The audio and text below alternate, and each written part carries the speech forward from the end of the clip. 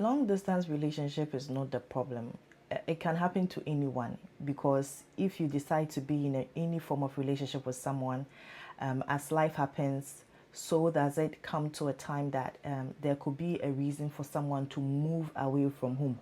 Uno bitia, ebi ana akwantusɛm bi anyam baamu, but ewo mu a abrabɔ no yɛ bɔ no ntini, ebetumi ahoyɛ akosi baabi a na akɔba ne sɛ ɛwɔ sɛ yɛ mu tete sɛ de bɛyɛ a yɛde sika bɛbɛ fie anaa yɛbɛnya ɛho nteaseɛ kwan bi so a ebetumi aboa abrabɔ no a yɛrebɔ no. Nti sɛ wo ne obi na te ɛwɔ mpenatwe mu anaasɛ awareɛ kwan so no, sɛ kɔba ne sɛ akwantu aba na ɛwɔ sɛ baako ɛte ne ho ɛkɔtena baabi foforɔ koraa na ɔkɔhyɛ abrabɔ no ase foforɔ a ɛkwan bɛ na abɛfa so a ɔno nipa kɔ no bɛtena na asomdwie aba mo mmienu mu ntam. Like I said earlier, long distance relationship is not a problem because it can happen because life can happen. But then also maintaining that relationship is also to know, say, you have a plan that has been discussed and put into consideration when you are taking a decision to be in a long distance relationship or to stay apart for a while because of one or two reasons that requires you to move away from home. What is your plan? Mpɛn bebree naa no, yɛmu bebree naa yɛtu kwan a yɛnim adekodeɛ no kora mpo a yɛkɔ akɔhyia because kuro bebree naa yɛkɔ so no yɛnkɔ hɔ da. Sɛ wo ba Canada da, ebesi den kora na wanya mu ntiaseɛ ɛne mu nimdeɛ sɛ meba Canada no ebedi mfie se ansa na me nsa aka me krataa. You are an immigrant, and as an immigrant, it requires you to have proper legal documentation immigration-wise for you to live in this country peacefully. Into Woba as a visitor, as a student, as a worker. Not one follow immigration for pattern and our pathways or more mabakroma to secure themselves permanent residency pathway. Now the opesha won sem ana bi binti sikasim binti ana you know nyama bebrebe timi asi nyama na meka. Enkofo bebrebe abakroma no ma they had a plan. That the music no. Almost study immigration procedure and structure and we say, oh, my best school I see me via meet me postgraduate, me postgraduate via meet me PR through pathway A or pathway B. But to buy no school no shall say no say school fees just say and ye at the ketwa. On to me keep up into I drop out. Into no bad their plans need their doors soon. Obia per se or ba na obet na kroma note me and krata. But how to get in krata and so no requires a lot financially, mentally, emotionally, physically. It can just drain you and make you lose your sense of direction easily. Into some pass about kroma na odofo bi twen wo Ghana. Na mo susu say oh, bra kwaku 3 years say oba be fa me oh abna wo de ma me nko school ni me ba be fa me na me ka bibia mba be fa. Oba went to me anko school. Into that is 3 years now de ama abna so ba be fa no. Enya mba so. Because school na was say mouse had 3 years requirements na ma utimi nya krata wanko ebesi den wanya krata na utimi yakofa abna untimi mfa wo pe enhya wo nsem emfa wo nsem so bu for say abna tna plane mu na beka mo Canada eye documentation ebesi den abna ba ebia wo school na wonya postgraduate bi ana wonya PRB through any of these PR pathways and ka betimi a sponsor abna e de naba as a spouse no abeka ho oba okitani PR no abeto abrabo no so but etodi bia na ye womonan. How do you maintain that relationship? Plan. You see, me pacho mo amabedi kroma nom na. So wonya ba kroma pe. Enye se wo nko a o because me mahu se bebre na ne ba kroma nom a na omo refi omo achi ba bi omo free ba. Na yiri bi one ne sha abrabo na se ne girlfriend bi bi kra make an opeso otu kwan otwa ticket man na o no so ko pay sika de koma agent bi man ne ye paperwork ne ma wo ema otimi nya akwanya ewura kronim because so ba kroma ma one here you're going to be very selfish because ona wotikro na wonim se de na mesi ko ona wotikro na wonim ekwan a wo fam ni niam a wo fam a strain wo depress or stress.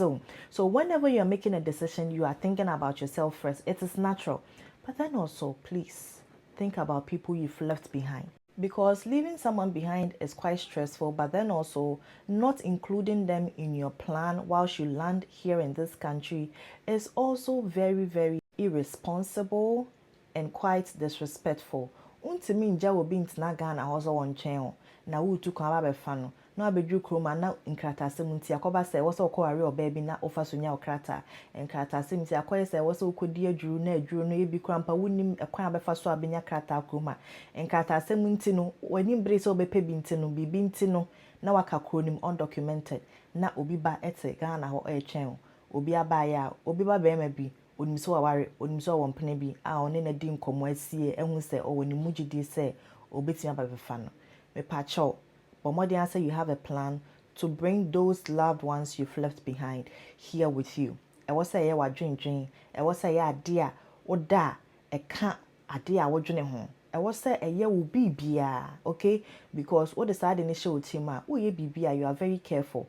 And ye oba now your student na wa be mu bu a, obepe kwan bi so abefa so a, entempa no benya adwene a, obesa akọ back to school no, na wetimi finish successfully. Na de didi ho ma obia aban no so di atoto na akwema ma wo so betimi afa so anya won krata no onsa kemi no akofa wo de hye nom ene wadofo waje omo Ghana no na odom so abeka kroma bi ebiem mo amoso mo Ghana on the other side a mo twen madofo bi se omo so betimi abefa mo aba kroma no no eju mebi aya na dabe na abefa me dabe na abefa me aya na ye too much onsa wanko bi a ye se wanko enyi nyina ne se obi ba kroma no ma ono na de nani abehu edwuma bi kra wo cheche mu kirewa wo no wonte ase enti nkomo no timi kra so twitwa abra ono na otekroma no ohun kwan obefa so obetimi ama watene ma bi a all go through. I've had so many women talk to me sister Angie kunu wo abochi eme se wa sheda okoye 5 years ni de bia sei enso wo krata obu okra na onya krata enso kwan ofa so onya ne krata no e ma no ho kwan sei ono krampo de ne pebesi Ghana ho anasa obe sponsor okra as spouse because e bia wo ye krata asem wanka so wo yere anu akwakonya krata anase bi obai bi so de ne krata ware no ansa na obenya ho kwan kra twitwa sa krata nim aba be ware no it takes time nti so ukuna bedi kroma oyira bedi kroma na se ne ma bi empeke emba mana wote enchen a ono na ote kroma bi ana na adwen hye nti shase ne sua immigration plans ni immigration laws ni ade regulations ni programs omo kroma wote Ghana you can equally learn a lot of things about Canada. Use your phone, your data. Canada.ca, it will give you a whole scope of ideas about how their immigration works. Na shishim, yaw, utu kwanya cho. De bia wo say, makwahwehwe me hu say, yes wo yesi ebeboa, yes wo yesi ebeboa. Eba ni sikasem so a, aya amon support. Obo on ma ne kunu okrom hanom. Oye breadwinner wa Ghana, waja wo ho no abetena kroma all right. Ebi oti Ghana na otimi hyew, e me bi kwa kan obusuafo. But Ghana currency no also sana de ba kroma no makakra bi and as all student kroma so there are so many things you are restricted to do including your working hours. Just a few hours per. I think it's about 24 hours a week. And what the other? And you're the third one need you. And this is one pass who kunu school with kroma. That's when you be pass say more didn't come more our phone so video calls, text messages or man on the but a quite a bit in my first suburb no school now or kono. Obetimi complete na emre papa mu no onya ho kwa befa wo ne kire se woni bi din komo no kasa sika se munti na ompeso be ko school a ene o Ghana ho no ma ene ye se loan bi kwa na baka kwaje a wakwa kwaje wasesa sika na wo de ama no na watimi ato aso akọ school because me pacho ye tikroma so yin support financially waba boche enche se uni how eba ni sika sem a because the starting point no empem be na ya na sika sem uko school sika sem uko di adwa sika sem because oba pe lawyer or consultant and these people are not charging pennies for their services. They are charging real money, and when you have to calculate it and do the equivalent in Ghana cedis, enyasem ketwa.